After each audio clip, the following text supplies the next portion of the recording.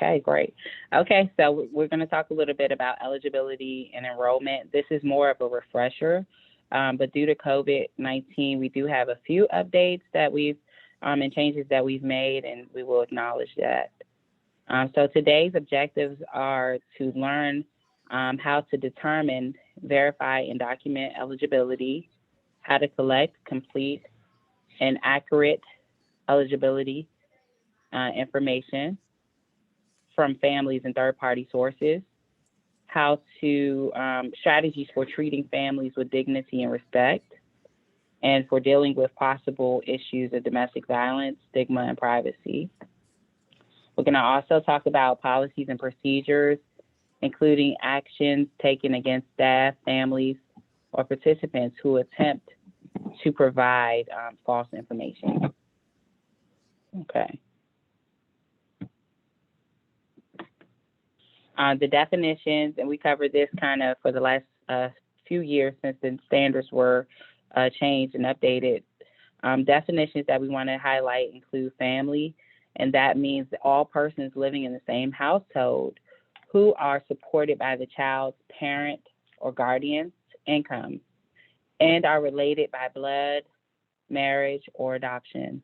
And is bold and highlighted for us to make sure that we can keep that in consideration.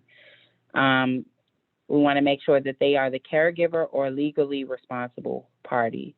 So if it's a child's, father figure who is the boyfriend of the mom, but they're not married, they're technically not a part of the family, especially if the child is not the biological child of that boyfriend. He's not financially responsible for that child and should not be considered in the income guidelines. So we do not have to collect income information from that person if they're not married or he's not the biological father, and vice versa with a girlfriend or something. The relevant time period. So we want to make sure that all of the eligible documents that we look at are within the 12 months preceding the month in which the application was submitted or during the calendar year. All right. So hopefully that kind of makes sense when we see tax papers and things of that nature that come, the W-2 from 2020 is acceptable for the 2021 school year. All right. But it's within the application when the application was submitted. Enrollment, a child has been accepted and attended at least one class. All right, so they can just step foot really into the classroom in attendance, and they would be technically enrolled into the Head Start classroom.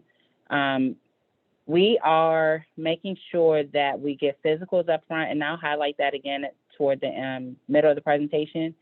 But if a child attends school and they don't have an updated physical, but they come that day and we're kind of waiting for the parents to pick up, we can still technically enroll that child, but they just have to go out until they can provide that physical for us, okay? So that child is still technically enrolled.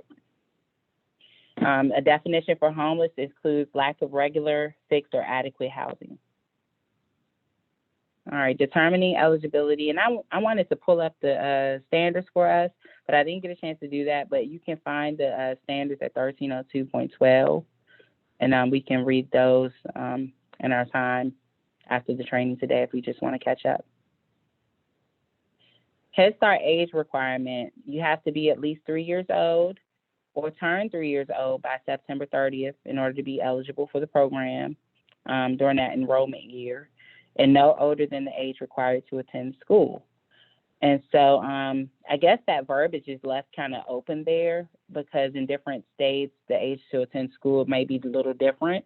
But then also I wanted to mention, Tracy called me the other day and said that there were some families that were looking at delaying the start date for their child in kindergarten. And that's important for us to consider. They can do that, but they have to work with the local school system to see if their child can delay a start date. So we may be able to serve those children beyond the age of 5 due to the parents' request. So, yeah, if that comes up, I have a sourced through the Virginia Department of Education. They provided some guidance on how parents can get approval for delaying the start age for their child for kindergarten. Okay. Okay. So what are the eligibility requirements? Income is equal to or below the poverty line. If the child is homeless or in foster care or kinship care. If the family is eligible for public assistance or has the potential. So that's also key, has the potential to be eligible. Additional allowances are made for families that are 35%, maybe below 100. For a 35%, we can serve up to 35% of our enrollment. That is 130% of the poverty guidelines. And we have to look at the income eligible children, have they been served first? Also, what data supports our decision to serve that population of children, and have outreach and enrollment procedures or policies been followed? What is the eligibility criteria of the waiting list? And so that's why I make it kind of hard for us to start accepting those children that are in between or over the income eligibility guideline.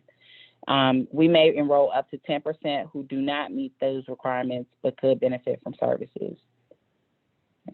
And I'm kind of going through this information fast, so if I say something that's quirky or weird, definitely write down the question for me so we can address that toward the end of the presentation. All right, so these are the categorical eligible requirements, and that includes homeless children or children that are in foster care.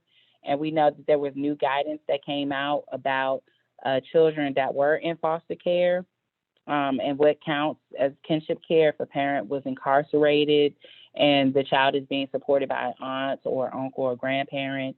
That also technically is considered foster care or kinship care, and they would be categorically eligible for the program, meaning we will not have to verify income.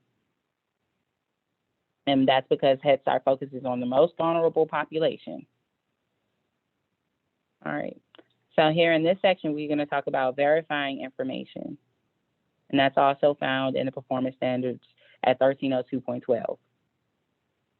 So we cannot actually require families to provide documents that confirm age if doing so creates a barrier for enrollment. So we know, as we just stated, that some of our families are the most vulnerable, and they may not have all of that documentation to verify the age. So we do have forms in-house that help us to determine the age of verification. Yeah, and Ms. Bailey actually pulled some forms from her book for me. But you can see the list here is the state-issued birth certificate. Those are the things that we would use. A hospital-issued birth record, documentation from a healthcare provider or Department of Social Services, and the declaration from the parent. And if you can see, let me see, I'm gonna turn my camera on. You can't see this too good because of my background. Hold on for a sec. And you guys have access to this form, yeah. Let's see. Y'all bear with me for a quick second. All right, so hopefully you guys can see this. This might be a little backwards for you. Because of the setting. You can see it's faint, but I can tell it's declaration of birth. Yeah, that's right, the declaration of birth. So you could use that, and that's also in your flash drive or your in your notebook. Thanks, Ms. Sherrod. Hey, Ms. Revis, it's good to have you on the line. All right. So also, in addition to age verification procedure, families that do not provide an official birth certificate must be provided support through the family partnership agreement process to obtain a birth certificate. If there is failure of the parent's participation or cooperation to obtain that birth certificate, it could result in us reporting to the state police, and that's per state licensing regulations. One thing we don't want to see happen is a child who is stolen or kidnapped or something of that nature, and we do nothing to make sure or verify that. I know y'all watch Lifetime shows and movies, and, and so, I mean, it's not funny, but, you know, it's highlighted on that. So that's one of those reasons why we have to take our job serious when it comes to getting those birth certificates. Okay. So the age verification procedure, be sure to verify the correct spelling of the child's name. And we know we got a lot of apostrophes and different capitalizations and things going on. So we want to make sure that the correct spelling of the child's name is verified on our eligibility documentation and in our child management system through Child Plus. We want to verify that the parents listed on the documentation also match the parent's ID and their identification, and compare the birth date on the documentation with the date on the application. So the birth dates, all of those things that we just want to be very anal about. So here is a chance where we can generally do a demonstration. We won't do it today because we're virtual, and we just want to make sure the refresher gotten done. But I can definitely work with you guys one-on-one to make sure that we're verifying the income correctly. We can use tax forms, check stubs, the employer letter, or other proof of income for relevant time period. And the relevant time period is, anybody want to guess what the relevant time period is? Or I just told you guys earlier. What is the relevant time period that we can use? 12 months. 12 That's months. right. Go ahead, Ms. Jerry. You're going to get a surprise gift later on for that, for your participation. All right. She just set the bar. So Ms. Bailey gonna participate the next time. But she can. Okay. So yes, 12 months is right. So anything within that 12-month period we can use to verify the family's income. We also want to calculate the total annual income with the appropriate multipliers, and we have a procedure for that, and that should be in your policies and procedures manual as well. And we probably show you a little bit of that form. It's called the income verification procedure. So if y'all can see that. And I'll make sure I can send out some documents if we've updated anything. There was discussion in previous time about when we are merging with the schools, can we use what the school is doing so that it can make it a little bit easier for our families. And so we may prioritize updating our procedure to include that. All right. We also can look at families with zero income. They may provide a signed zero income verification form. So families with zero income may may be provided a signed, that's a typo in there, a zero income verification form. So we have to do that for our families. They just have to have something signed for that. And yeah, and that is in the notebook and something we discussed. Now, if you have a family member that, let's say you have a married couple and one of the parents or guardians are actually working and the other is like the stay-at-home parent, what you can do is just do a third party verification. And that is here. I'm going to show you that. You don't necessarily have to do the zero income, but you would do a third-party verification to show that the other parent is not working, and just put some reasoning why they're not working, or if they're providing daycare assistance or watching the children at home while the other parent goes to work, or if they're in school or something of that nature. Make sure that you do the third-party verification for that married couple. All right, or especially if it's a biological parent and they live inside the home. So we just want to make sure we are covering ourselves in terms of making sure we verify that. And you can use information from the interview that you do with the families. Okay. Yeah. I just want, before you go any further, I know you're trying to show us stuff, and we do have it in our manual, but I think that covering makes it kind of glossy and faded looking, so you don't see it so clearly. But I think what you said, to use the third party verification to show that the other parent may not be working if it's a two-parent home. So you want to That's try to get right. both incomes? That's right. Yes. Okay. So like Okay.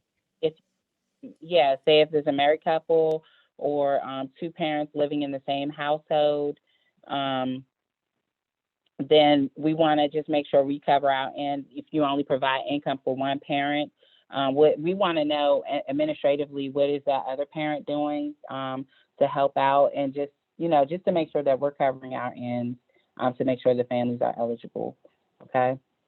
All right. So if they tell you, he's not working, he's looking for work right now, then just quickly update that on the verification form and submit that with your eligibility documentation. And all of that should be paper clipped. Thanks for asking Okay. for that clarification. Okay. Okay. Thank you. Awesome.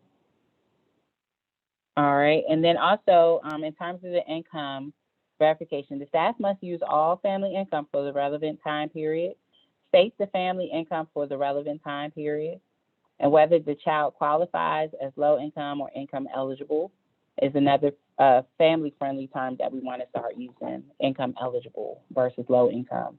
I think it makes people feel a little bit more comfortable when we say income eligible. Mm-hmm. No income to report. Staff may accept a written declaration to that effect. If staff describes efforts made to verify income and explains how the family income was calculated, or seeks information from third parties if the family consents. Okay, and we just talked a little bit about that in list with that third party verification. All right, so in addition to this, public assistance, family must provide documentation from the Department of Social Services or their receipt of eligibility to receive TANF or SSI.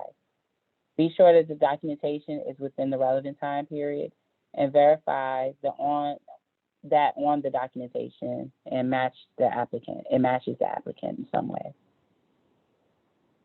All right. So if the family is homeless, we can obtain verification from the homeless provider, DSS, school personnel, or if it's just self-declaration, and we have a form to that effect as well. The family must complete the homeless verification form, and the staff will determine based on definition of homelessness, and we're using McKinney-Vento. The staff must obtain signed declarations of homelessness if the documentation is not provided by other agencies. For foster care, court or government issued documentation is acceptable. We have to read those documents carefully and thoroughly. Be attentive to expiration dates on custody and guardianship orders. Current documentation of foster payments. Be sure that those payments occurred during the last 12 months of enrollment. Or do we calculate those payments? Or do we calculate the foster care documentation of payments, or do we just collect that to verify the information? For That's verification. That's just verification. I agree. Just verification. Good. So we don't calculate that information. We just are using it. So we all get some candy? Yeah, all y'all get some candy, Tracy and Miss Bailey. All right. Thank you.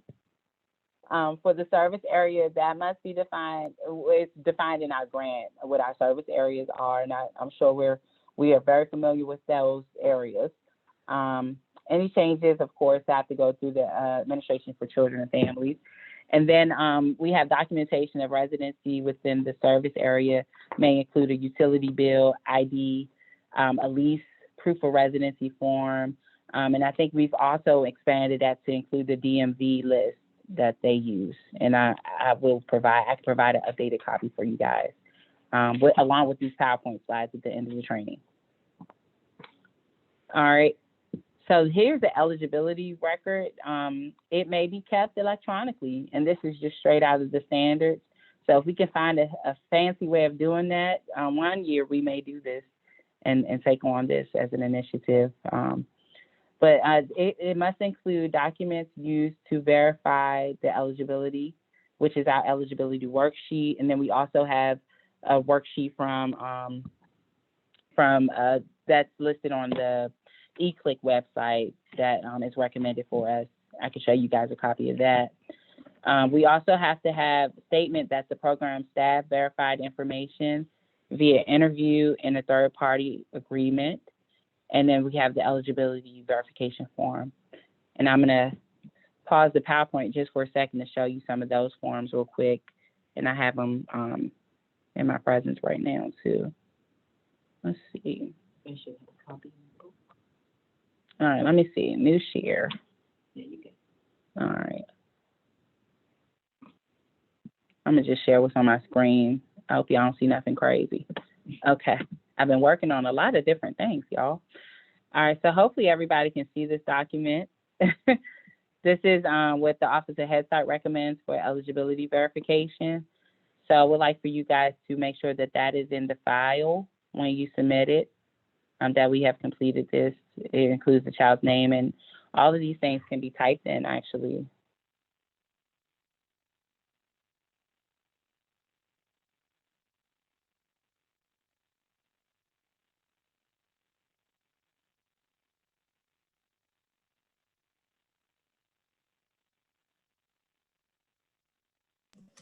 Can't hear you. Somehow I got muted. Okay. Thank you, Ms. Jarrett. What did you guys hear? You can see this form here, and I can provide this to you all, but you can see the questions here straight out of, what'd you say? Can we see the top of it? What does it say? Eligibility documentation? Oh, okay. Yes. Okay. And this was updated, just I think last year or the year before. So this kind of has all of those questions, and it helps shows the guide. So I would like for you guys to make sure that you have a copy of this in every child's file as well, okay? And this will go along with your eligibility verification. And what documentation was used to determine eligibility and is included as part of the eligibility determination record. And you can see here they have a list of different things we can use as well. Pay stubs or pay envelopes, SSI documentation, TANF, unemployment documentation, written statement from employers, foster care.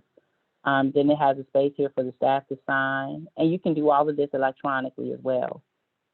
So that may help you guys. I like this form a lot. This is our selection criteria. Let's look and see if I have the eligibility form. Here's the eligibility worksheet. And this was last updated May 2019. So I believe this was the last one that we had. Here, and you can see the third-party authorization where you would need to initial. Make sure you guys initial those areas, especially if you had to do it. The family interview date, it has to have the date and the initial up here when you submit with your files. And everything should be paperclip to this. Make sure the child's name is spelled correctly. The parent that you're verifying, their name, identification verified, document verified, and the staff verifying the information and the date. And those dates are very important. And then you have here a list of things that you can use to verify the proof of residency. And then you have two areas here where you can do the income verification calculations. And here you see your cheat sheet for the categorically eligible families. Make sure you sign and date. All right. All right, so I'm gonna get back to the PowerPoint. And we're almost through, guys. We're not gonna be here long. And then I'm gonna take your questions. All right, so let's go back here. All right, so the process overview. Conduct an in-person interview with every family. It could be over the phone, as we just discussed. It could be an informal or formal meeting or conversation with the family regarding Head Start principles to support the whole family. I'm looking at principles. I'm wondering if I spelled that wrong because it's like principal at the school. Review application. And I put here because I was having a discussion with Ms. Stephan the other day when we just started doing the electronic applications for enrollment and going back to verify the applications and stuff like that. There's a lot of things that are missing on those applications. So I wrote here the power of NA. NA stands for not applicable. Go ahead, Ms. Bailey. All right, so not applicable, the power of not applicable is there. So we just want to make sure that the families have filled out those applications to the best of their ability. I don't believe we can get knocked if we we've attempted to get that information. But so like say if the family is working and they don't list their employer or the phone number or email address, we just want to make sure that they had an opportunity and they acknowledge, that they saw that they just didn't fill it out, So we want to go back and make sure we put NA on those applications when the information is missing. I hope that makes sense. All right. And then also verify required information, like the emergency contact information. Of course, we want to verify that. Create an eligibility determination record and maintain child and family confidentiality and privacy. Information is on a need to know. So we don't, just want to ask questions to get into people's business, but, just need to know information that will help us be able to best serve the family. All right.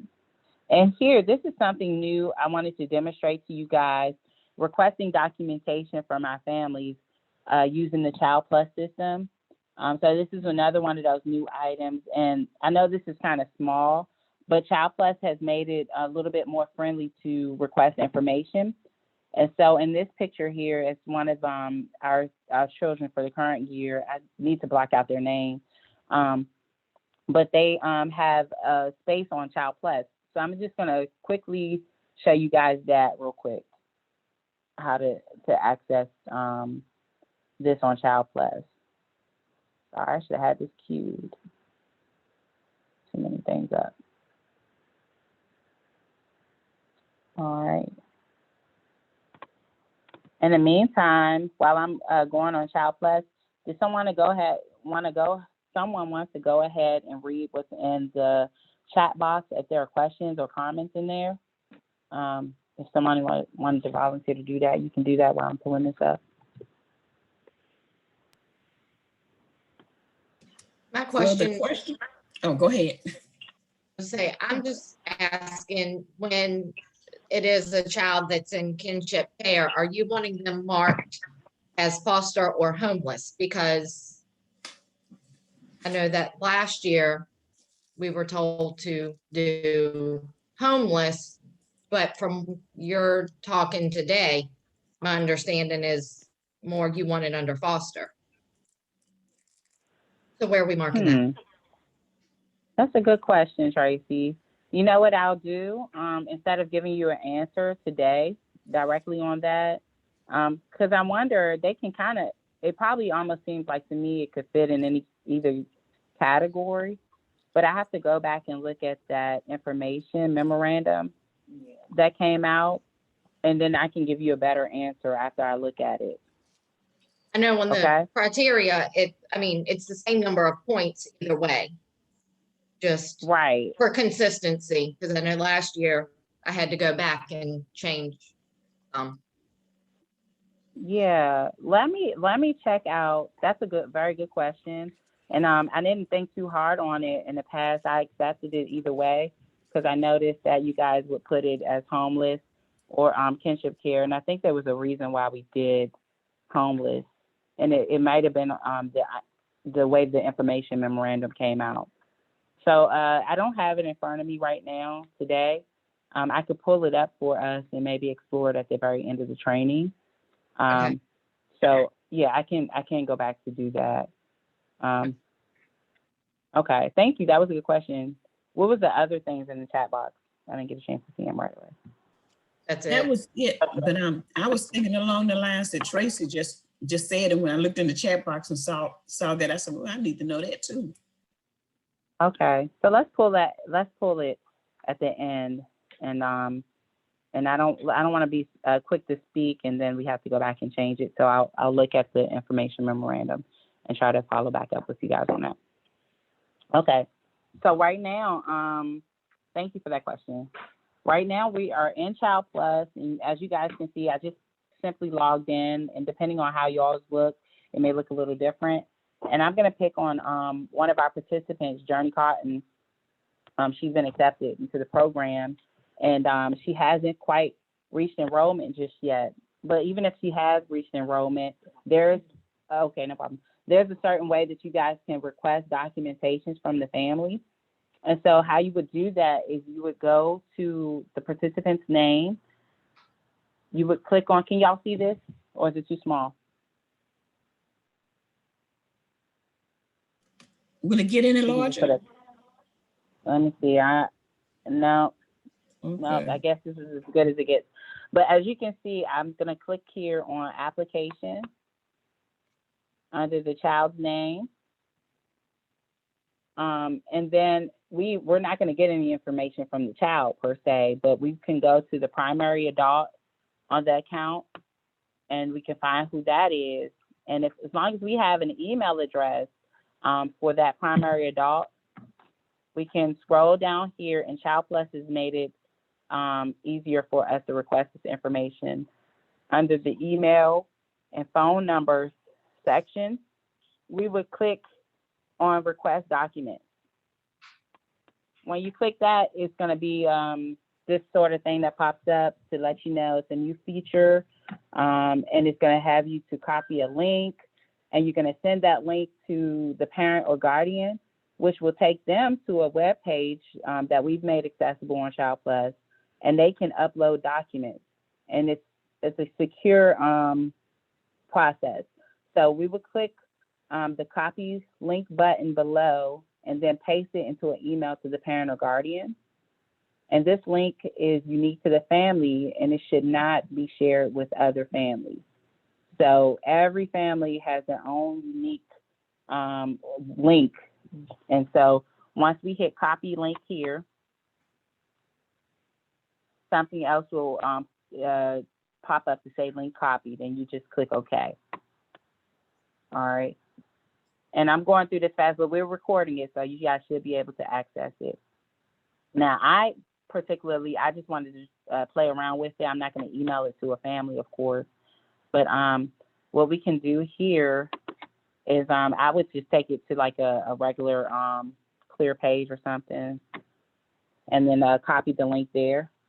And you can see here, it populates in Spanish and in English. So this is the link we just copied for that family to request documents. So you can see here is one that is in English and one that's in Spanish. Yep. So once you click on this link, I'm just doing this for you guys, and you guys can play around with it when you get a chance.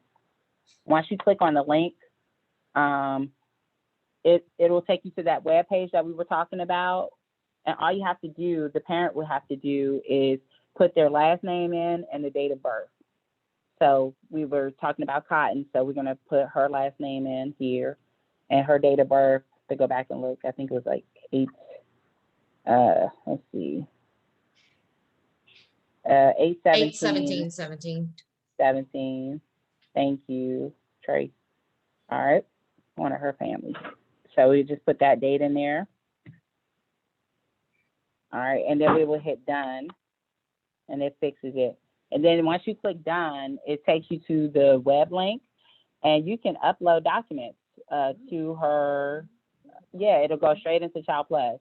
So you see where they have IEP, IFSP, a family partnership agreement, the dental records, income documentation. So if you guys need that stuff for the eligibility process, immunization record, they can upload that, medical records, the application, and we made that electronic. So, if they need to upload that, they can put it in there. Now, I haven't gone too far to see if it auto-populates or anything like that, so that you guys don't have to update the whole application or anything. So far, it just looks like maybe an attachment. But they can go on and if they're tech savvy, they can go on and put that stuff in there. You have the employment verification, parent conference documentation, signed application, and then you have that for each of the folks that are on that account. So you have Kennedy, Cotton, you have Darrell, Denaya. So all of the families have access to the same different things, and you can do it for each family. And so each family member will have a separate thing. Okay? All right. So where go is back to this the top. uploading at into Child Plus?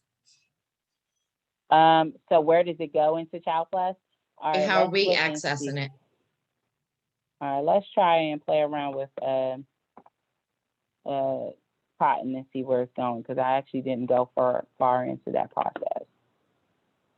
Where you see you can access it. So we just put something in the application stat tablet, and we're gonna hit done. What'd you say?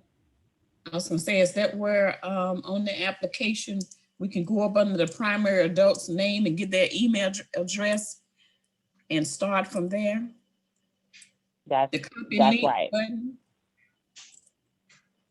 Say it one more time, Ms. Jarrett.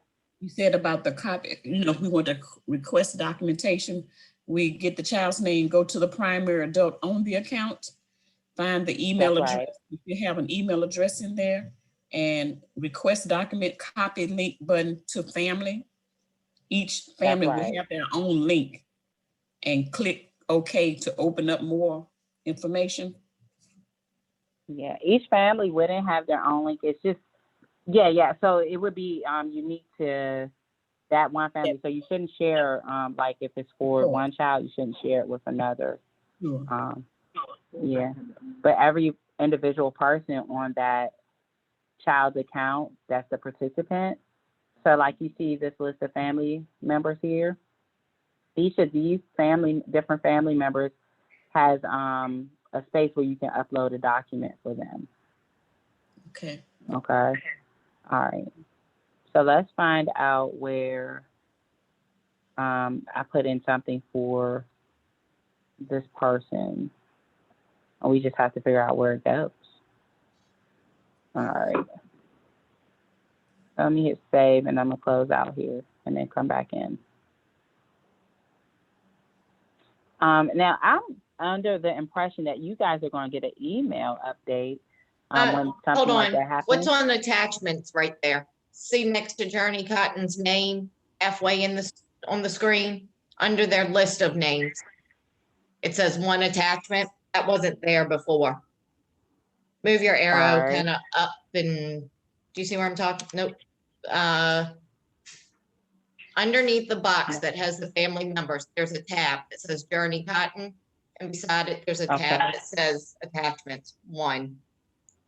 This is what I'm going to do, Tracy. I'm going to pass you my remote real quick so you can show me, because I can't see it right now for whatever reason. All right. So you can take the arrow and go where you see that. Oh, yeah, look at that. Yep, I couldn't find it.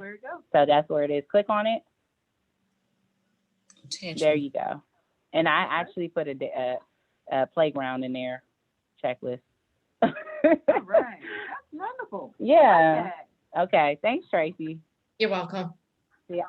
So it comes in as an attachment. Mm-hmm. Okay. Yeah. So you guys can print it and play along with it and everything, and you can put it with your eligibility documentation. That's awesome. Okay. Okay. So now that's where you said electronically save those attachments for the income verification. The income verification. You can do this for income verification, and it doesn't have to go to your email, and you know, whatever. And even like for the things that we did with the utility bills and stuff like that, we could have sent them the link for this, and they could have put it in the other section. Ooh, so that was much yeah, and it would have been right then and there. So you know, when you know more, you do more. So this is gonna be successful. Yeah. Now I'm gonna delete this attachment out. Are you sure you want to delete? Yes. Or maybe should we play around with it? You can view it. Okay. Ms. Miller, Let's play around with it. Yes. if you want a student that you can mess up with, Raylan should be in the system. Oh, okay. Okay. And she's way past Head Start age now, so you can go in and play on that file. Very good. Okay. Thanks, Ms. Steffen. I appreciate that. And here, when I clicked on that, Tracy, you opened up the floodgate as well. So you can edit details. So say if the parent put something in the wrong space, Here you can go to edit details, and it looks like you can actually change the information. So if it's not the application that they put in, and it has to go somewhere else in a different area for service, for health, you can update that there. It looks like attachment type. You can say, let's see, IEP, and put some notes in here based on what you had to do. ABC. Yeah. All right, and it looks like it went out. So I wonder if we can go to health and find it as an attachment here. Mm-hmm. Yep. Yep. And it's right here. So it's in there. Yep. Everything goes in there as an attachment. Yep. Okay. All right. Okay. So you just got to be mindful of where you put things. I'm going to delete it now. All right. And we will explore that a little bit more in detail. Okay. All right. Awesome. I hope y'all like that feature. Okay. I think it would be helpful. Are we creating that link, or Child Plus automatically creates each family's link? They automatically create each child's link. Perfect. So once we go in on the system and request documents, that whole thing will pop up about copies and link, and then you have to email it to your family or somehow send it to them. And you saw what I did. I went and copied it first on a blank sheet of paper, just so you can see the link. And this is what it looks like. One is in English and one is in Spanish. So I don't see what the Spanish one, I guess, is upload documents, part of the Improvement Association. So maybe that's just the instruction is there for you. Okay. And you probably have to tell them what it is and all of that stuff. All right. So question, if you, okay, so do you need to copy that link somewhere in Child Plus so they, like, if they ever need it again, you have access to it? Or does it generate a new link will it give you the link every time you have to send them something, a request for documentation? Or is it a new link every time you have to request documentation? Yeah, what I would say, was you finished with your question, Ms. Stephanie? Yeah, I'm good. I'm good. Yeah, okay, yeah. So what I would say, I don't know for sure, but what I would say, if you need a new document from them, I would just go ahead and request the documents following that process. So just go to the Child Plus, go to the primary on the account, and hit that request document, and whatever link they give you, then that link you send to the family and request what it is that you want them to send you. So, and it's different for every Child Plus family. So it's going to go to that unique person's account online. So I don't know if they update those links or anything like that. So I just say go through that process. Yeah.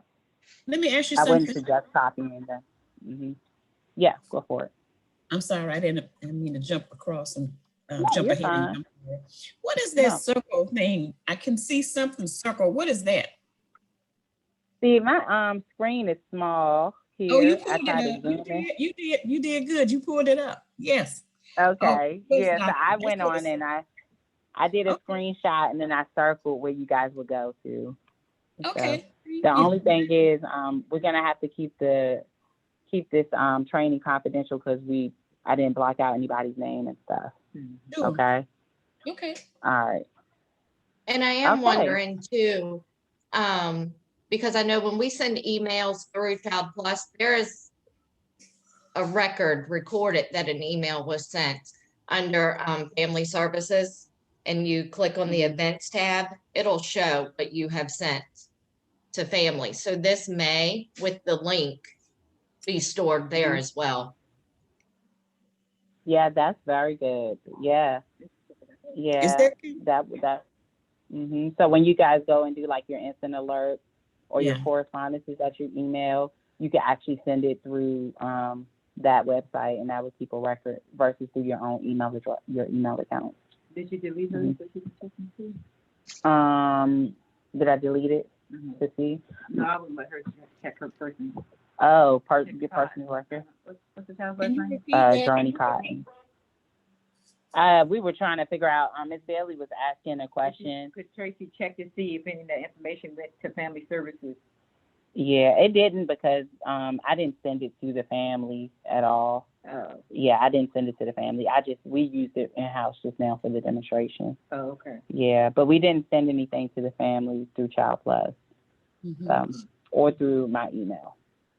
So I hope that makes sense to y'all. Mm-hmm. So before you go move on to something else, repeat what you just said before you said what you just said. What? It was saying you can send it through this link or something instead of using the text alert or something. Yeah, so okay, let me go back because it might make sense if we're actually doing it. So like say if I go to Child Plus here and we're back on Journey Cotton again, and let's say we go down to her primary and we want to send Keisha an email to request some documents from her. So when we go to request the documents here again, that thing pops up where we copy the link. And once we do that, we can actually send Keisha an email through Child Plus. Okay. So, yeah, we would go through, what is it, our report. And my thing is in the way, so hold on. My still control bar is in the way. Under reports, and I think it's report 1003. Yeah, so we go to reports, and I have to go the long way because I don't know all those numbers. So yeah, we would do an instant alert and a live message to Keisha Cotton, and we would choose, go through our process of choosing Dinwiddie families. I guess I'll do all because I don't know. No, And I you'll can have just to do it click on the individuals tab, and you can choose only her. Individuals, yeah. Right. I was just trying to limit the individuals that pop up. So now we got Journey here, and then we want to just send her a separate message. So right now we would go to preview, email, or text message. And this is what Tracy was talking about to help us keep a record of what we send out requesting for documentation. So we know this is only going to go to one person, excuse me. And I've been vaccinated, y'all, so I'm feeling okay with my mask right now. All right, so so we can send it to Keisha this way. Oop, I was trying to get that blue line. In order to get the blue line behind the link, you just kind of go behind the link and you press enter, and it should turn blue. So you put your cursor behind there, hit enter. And just make sure if you're sending by text message at the top where it's an email, you'll have to change at the top because text message is the default. Right. So I was supposed to change that a little earlier on probably. But this hasn't given me the option, I think, based on what I chose. What did you choose? Did you choose email? I chose instant alert and let's see here. Let's see, it says preview email or text message.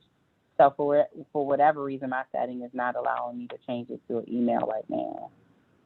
So there's another setting you can do.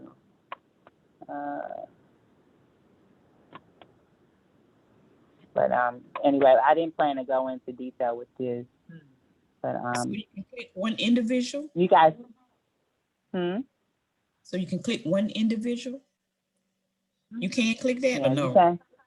No, that's just saying that there's one individual chosen. Okay. And what she clicked, the blue box is saying view something. I think that's what it said. Yeah. So, And honestly, sending it as a text message, they probably would read it faster than an email anyway. Yeah, you can do both. You can really do both. Yeah. So I guess if we were going to do an email, there's another option for email, probably blank email or text message to parents. And okay. I guess we could choose that form here. Yeah, the one I just did now. So all of this is being recorded, so you guys can kind of go back because I'm moving a little fast. But then you would choose your individuals again. I would change my year. I don't wear in 2020. Should only be her that shows up anyway. Okay. And so Journey Cotton would show up, and we would do preview email or text message. And here I think it's giving you send via email and text message, email only, or text message only. And then you Okay, would just copy. Yeah. okay, thank you. You copy and paste that. Copy and paste and hit send. And that's also a very good way to do it. So thanks, Tracy, for adding that in. When we hit send message, I'm not gonna send it to her. Yeah, I'm just thinking Okay. that, for parents who want to claim they're not getting, we have some type of proof that we are doing what we need to I have some follow too. up for That's recruitment purposes. That's right. And you can also, if you think an email is just faster, you can also print out a copy that you sent the email and add that to the family's file as well. Yeah, it's all in it. Mm-hmm. Because that has the time and date on it as well. Or we could just keep it in the Child Plus system. So very good information. I always learn more when I'm with you guys. So now we can add this to our process and our procedure for requesting documentation, okay, this year, especially because of COVID and just making things accessible. And then we also have that Dropbox at each location as well that we can continue to use. So all of the applications for all of the areas are online. The link library that Ms. Stephan has been working on, I will work with her to make sure we have everything updated at least by April the 21st. But if that deadline is going to shift or change, I'll let you guys know. Also here is listed a QR code. So one of the fun things about being able to do things online, we can also get you guys QR codes for all of your areas that look similar to this.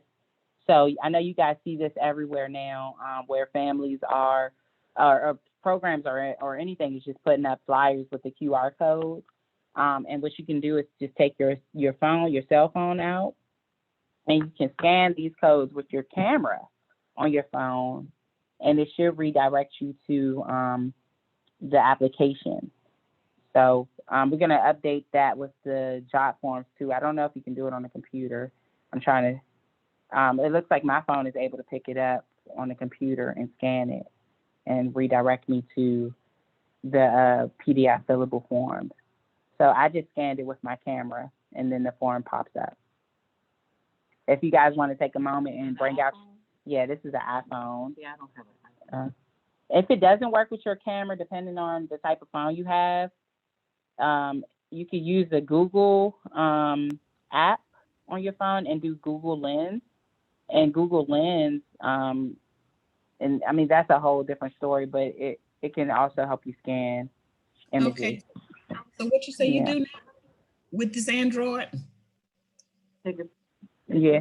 So open up your camera I have it on your phone, Mm-hmm. and then just kind of scan the QR code on the screen. I don't press anything, right? No, you don't press anything. You just scan it. It should start to identify it. I say it does work with Android. It does work. Yeah, it does work with Android. Yeah. I'm trying to figure out why mine is not picking up anything.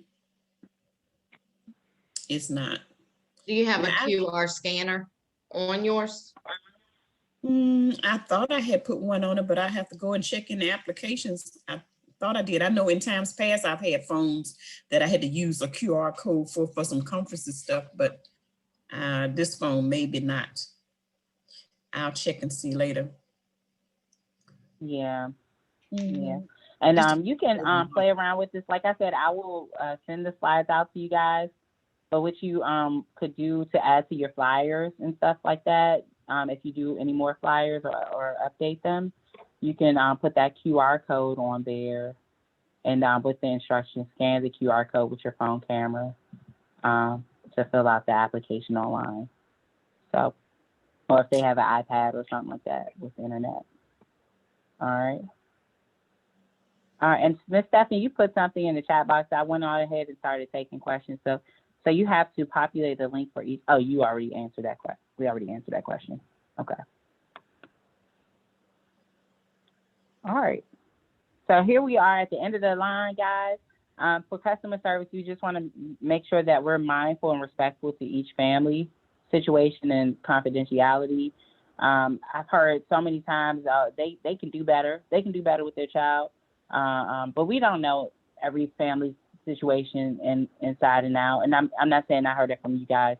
It's just that we want to be mindful and respectful. And being respectful, doesn't mean that we assume or we think that somebody is just not doing something. We just really have no idea all of the situation that a family is experiencing. So, we want to make sure we're considerate to each family and we really partner with them. So it's not telling them necessarily what to do or anything of that nature, but just really partnering with them to motivate them as best we can and raise the level of ambivalence so that they will want to change their situations, especially when we have those challenging families. Also, we want to look at attaining as much information up front without causing a burden. And so that's why we've kind of implemented so many different strategies this year for collecting information and data. And we want to be responsive in a timely and professional manner with our families. So those are just some tips for customer service. In terms of enrollment, it's not really much new this year, but we're going to maintain full enrollment and fill any vacancies within 30 days. Homeless or foster children must be offered continued services if they move to another area or transition the childhood program in that area. So we have to help them. Slots may be reserved for homeless and foster children if the need is evident, but must be filled in 30 days or the slot becomes vacant again. We also must comply with the state immunization enrollment and attendance requirements. And this year, we want to just reiterate that we want to have the child's physical prior to enrollment. So we want to just make sure that we continue to say that, whether it's a center, off-site, or what, just to kind of help us because we know we're a small agency, boutique agency, rather. We don't want to have to exclude a child after they started. So we just want to be all saying the same thing, get that physical before they can enroll. The parent participation is not a requirement for enrollment, but we want to encourage them and create as many opportunities so that they can be involved. These are the procedures we want to follow. The applications may begin approval process as early as May 24th this year. So I'll try to work my best to start looking at your applications that you have ready by then. All applications including the pre-apps, must be in Child Plus with the correct application status. Verify selection criteria in Child Plus prior to submission for approval. And I know you guys are working on that because I've been able to make the changes, and I usually make those when y'all ready for me to make them. So you just call me and tell me, oh, the new program year is not there yet. So we do that. All right. Be sure that all documentation has been verified and is paperclipped to the eligibility worksheet. Submit the Child Plus Report 2025 with each submission of the application for approval. And that's just for you and me so that we can't say something got lost. Once the applications are approved, they will be forwarded to Health and Disability staff or designee with an updated Child Plus Report 2025 for medical clearance and return to the FCPC. And this includes the returning student information as well. So intent to return last year was a big hiccup, but I had given all of that to health staff, and I will continue to do that this year, okay? All right, and this is just a little bit of encouragement for us. Let's enroll 228. Yeah, we can do it this year, y'all. We can do it, I believe it. We'll start by doing what is necessary, then what is possible, and suddenly we're going to be doing the impossible. So, so I just want to say thank you guys for participating in the training today, for your questions, and for your comments, and then for your also your information that you provided as well. Well, thank you. We do this together. It's not just I alone. So I want to say thank you. And if there are any questions or comments or concerns that you guys want to make at this time, feel free to do so. Well, I just want to say thank you for getting this out. So as we prepare for recruitment tomorrow and the next day, we'll know what to look for and get it together. Yes, Ms. J. I was thinking about you guys when we set the date because we were a little bit behind this year. But thank you so much. Okay, you're welcome. Okay. Awesome. Are you going to